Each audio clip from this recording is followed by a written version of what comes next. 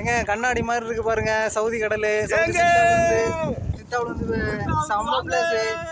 எப்படி இருக்கு கண்ணாடியை பாருங்க. கண்ணாடி மாதிரி இருக்கு தண்ணி. பாத்தீங்களா சவுதியில இருக்கேங்க. இன்னைக்கு லீவ் டைம்னால எல்லாம் என்ஜாய் பண்ணலான்ட்டு வந்தாங்க. செம்ம பிளேஸ். சூப்பரா இருக்கு. பாய். இன்னொரு வீடியோல பார்ப்போம். பாய்.